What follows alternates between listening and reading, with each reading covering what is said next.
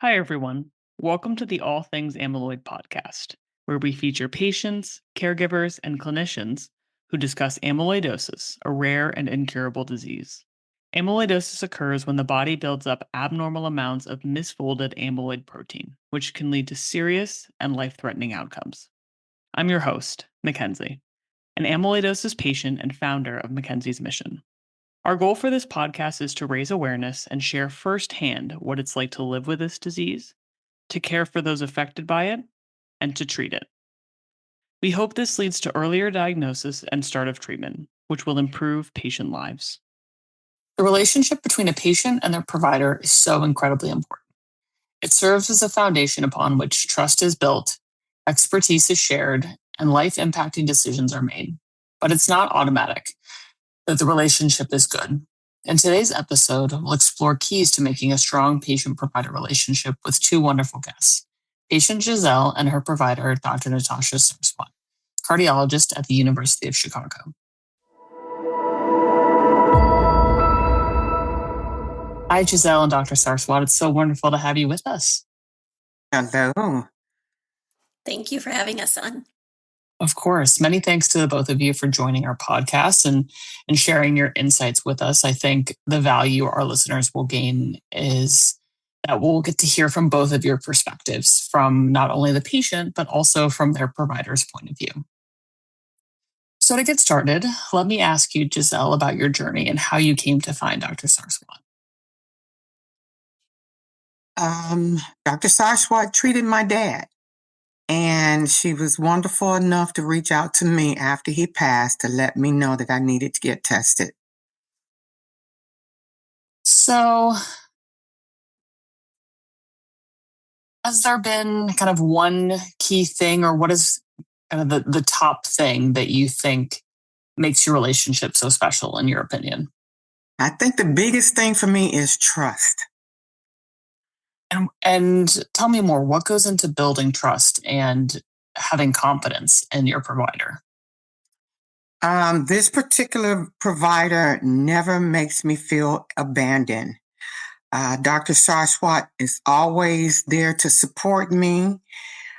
She feels the urgency and responsiveness to any of my inquiries or my questions. And I see and feel the dedication to me, the knowledge of my disease from both her and her team. And Dr. Sarswat, would you also agree that trust is critical to having a good patient-provider relationship? And if so, what does that mean to you? Absolutely. I think so much of it is building trust mutually, right? Understanding that when I make a recommendation, that we're going to have a conversation about it, that we're going to go through the data together, and we're going to try and understand the right thing and make decisions as a team together. It's not, I think certain patients click with certain physicians, right? And some people like being told, do this, do that. And that's, I guess, not my particular style. I like feeling like we're having a conversation, we're deciding together what the right thing is for you as a person. And not everybody's the same, right? Just because it works for one person doesn't mean it works for somebody else. So I think that trust goes both ways, that I hope that Giselle and all of my other patients feel that I always want what's best for them, number one, that I will always work to try and find them the best quality of life, and that treating them is my passion.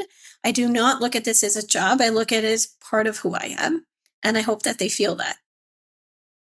I mean, I certainly can't imagine that they don't feel that.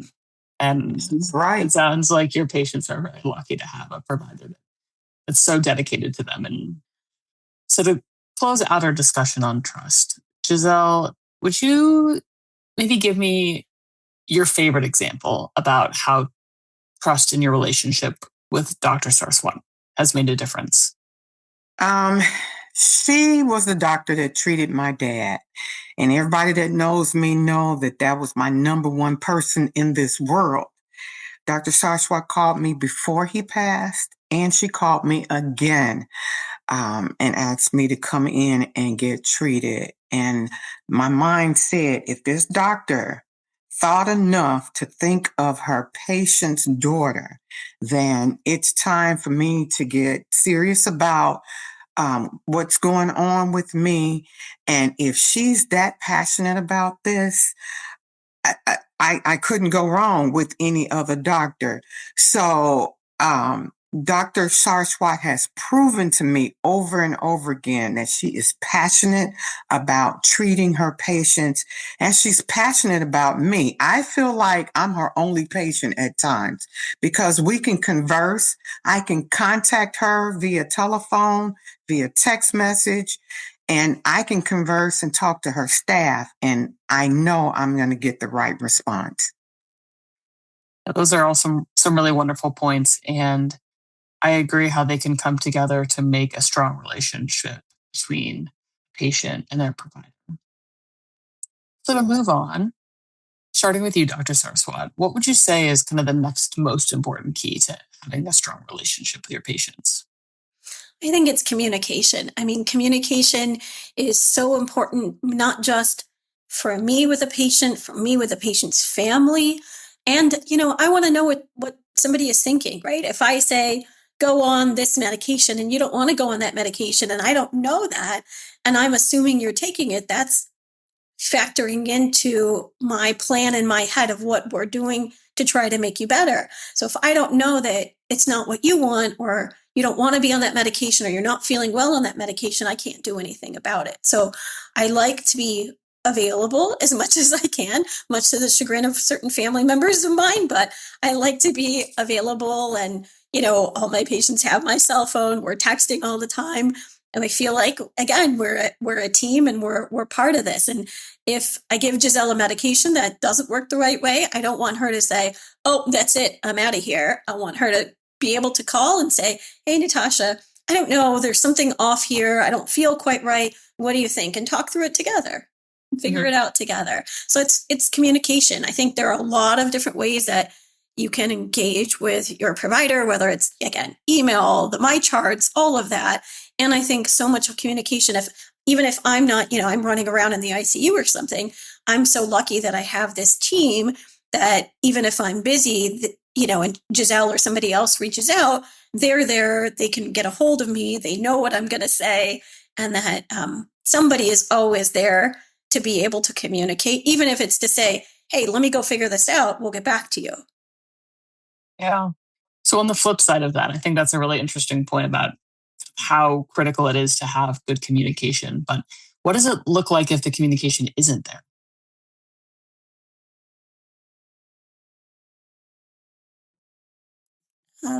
I guess for me, if there's not communication, again, right, like I think not only does the trust suffer again, but it also, if you're taking another medication that I don't know about, it can be potentially dangerous, right? Or if you're not taking something that I think you're taking, same type of thing. Especially with a disease like amyloidosis, right? There's nothing that's not pertinent, right? So I'll have patients that come to me and be like, oh, but you're the heart doctor. You don't care about XYZ. And I'm like, no, absolutely. I want to hear all about it, right? This is not just about your heart. This is not an isolated disease. Everything is important, which is why, again, if we don't have communication, and I don't know that you have numbness and tingling in your fingers, which you think is not related, right? No, I want to hear about it. It factors into how we treat every single patient. And that even comes to psychologically, right? If somebody's mood is down and they're not sleeping, not eating, so many of those things can factor into how somebody is doing. And we don't want to say, oh, it's because we're seeing these changes in the heart. No, some of the times how you are doing psychologically actually makes a difference in how you feel a lot of the time. And that's important to factor in. Yeah. And Giselle, how about you? How do you, from the patient perspective, what happens when the communication isn't there from your side? This disease is so unique. And I guess it's hard for me to say that because my journey started with Dr. Sarswat and I have not had any issues. The communication, it's amazing. Every time I text her, she responds.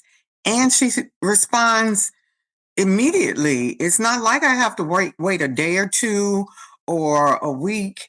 And her team, she has someone on her staff. If I email her, call her, she'll respond and say, I'm so sorry it took me so long. And I'm like, it was only 30 minutes ago.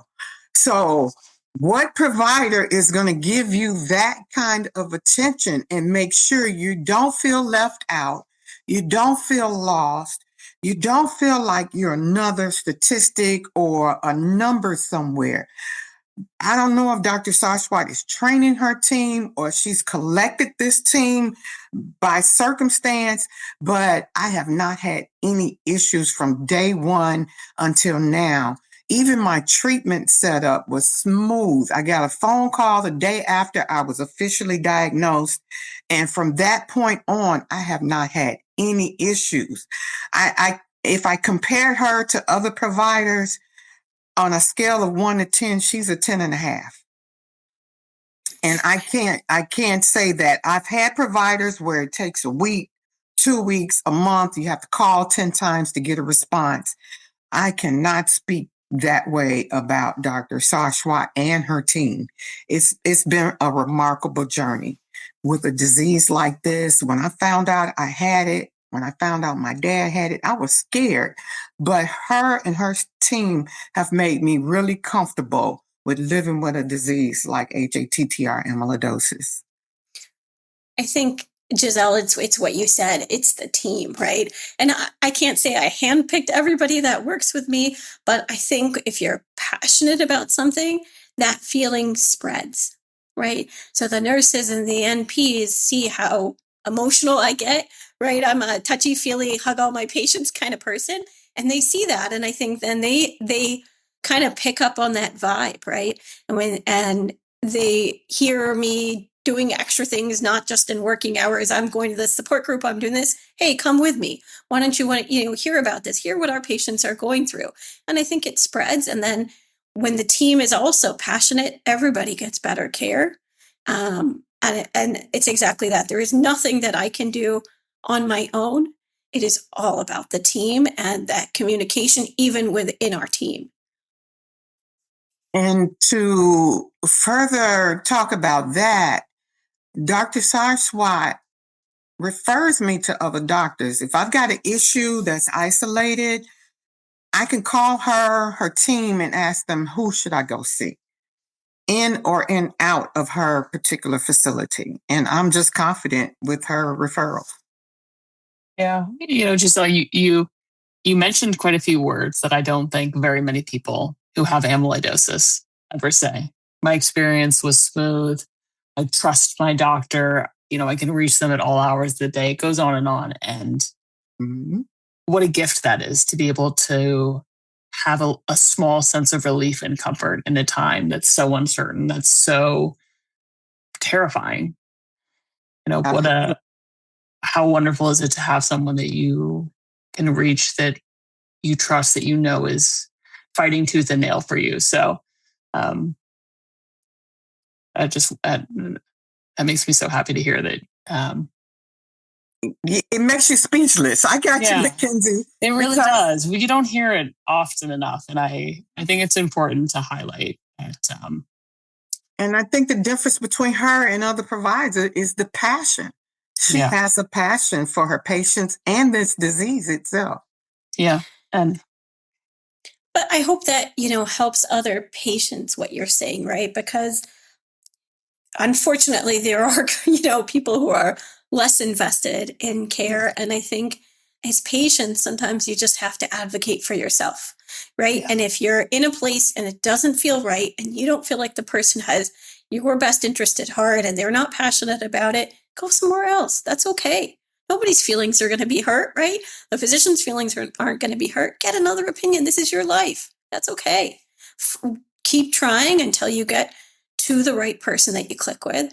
Use advocacy groups, right? Like ARC and ASG and, Mackenzie's group, right? Just to say, hey, I live in this area. Where can I go to find somebody who's passionate about this disease? And lean on each other. I think that's really important. Yeah, I want to reiterate exactly what you said, Dr. Sarswat, that the importance of having that comfort and that trust in your provider, because like you said, life is too damn short. Pardon my language. And this is a disease where time is of the essence. You can't be kind of waiting around and hemming and hawing. If you don't feel right, if it doesn't feel right, like you said, Dr. Sarswat, move on, find another provider. No one's feelings are going to be hurt, but the only person who will suffer in the long run is the patient. So I just wanted to hit on that because I think it's such an important thing to highlight, but it's something that is so incredibly difficult to do, I think, as a patient. I think a lot of people struggle with making that decision. So I'm glad you highlighted that. But to move on to our next question, Dr. Sarswat, what are some of the other things that you like to see in your patients, and what are things that you think can help strengthen the relationship that you have with them? I mean, I love it when patients are invested in their own care, when they are interested and excited to learn, because the more they know, the more they can communicate with me. And, I like it when patients come in, they're like, oh, I heard this on this, on this podcast, or I heard this from the support group. What are your thoughts about that? That's fun for me, right? To be able to have these discussions, to talk about the clinical trials and the things that I'm doing, even from a research perspective, to make amyloid patients' lives better, right? That's what I'm passionate about. So I think the more informed and invested in your own care, the better it is. And even if that's a support group or whatever it can be, I think, unfortunately, in the way medicine is, we never get enough time to be able to sit and talk. So I like it when people come having things written down, these are my medications. Let's go through them. Let's make sure there's a darn good reason why I'm on each one of these things. And that I understand why I'm on them. And then I have a list of questions for you. And let's go through them and make sure that everything is answered. And again, the more prepared you can be, the better. And I always tell patients, the relationship doesn't end when we walk out of the room, right? It starts in the room and it continues. And that's really important to say, like, hey, if you forget to ask a question, email me tonight, call me tonight. You don't have to, that's just a part of the relationship, is being able to examine you and see you in person, but is only a small part of it. Yeah. Absolutely. So, Giselle, during our call to prepare for our podcast, you shared with me something that I think is really important for our audience to hear. And that's how you support Dr. Sarswat. So can you share with our audience a little bit more about that? Well, Dr. Sarswat is a physician, and they say physicians make the worst patients. Sorry, doctor, but I go in her office and I'm so concerned. Dr. Sarswat, have you eaten lunch today? Have you taken care of you? My thing is, if you're not doing well, you're not feeling well, you can't feel well to take care of us. We need you to take care of you to take care of us is my philosophy. So, not only does she ask me how I'm doing, what's going on, but I ask Dr. Sarswat as well, because I feel her passion and I'm concerned about her as well. She's human. She has her own challenges mentally and physically, and I want to be a support mechanism for her as well. She's my doctor. I consider Dr. Sarswat family. She's more than just a doctor.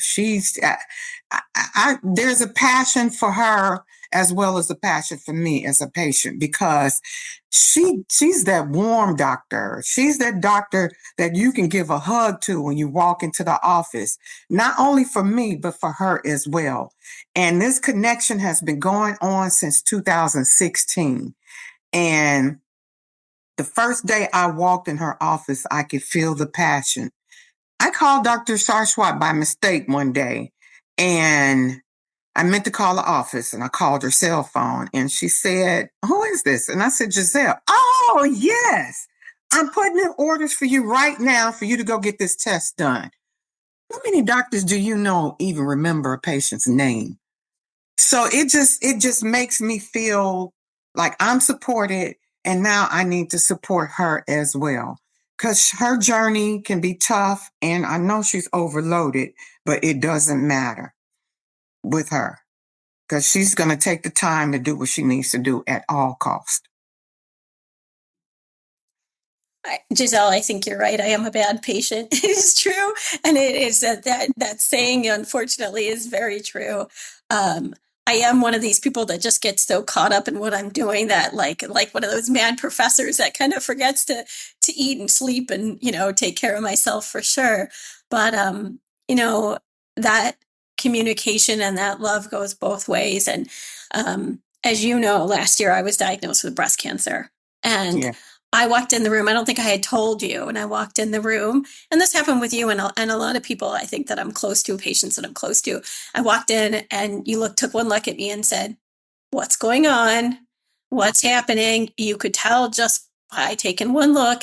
And then I think I just kind of told you everything that was going on. And, being on the other end, being a patient, going through chemotherapy and my own doctor visits and my own struggles with, care teams and advocacy and all of that, I hope has made me a better doctor.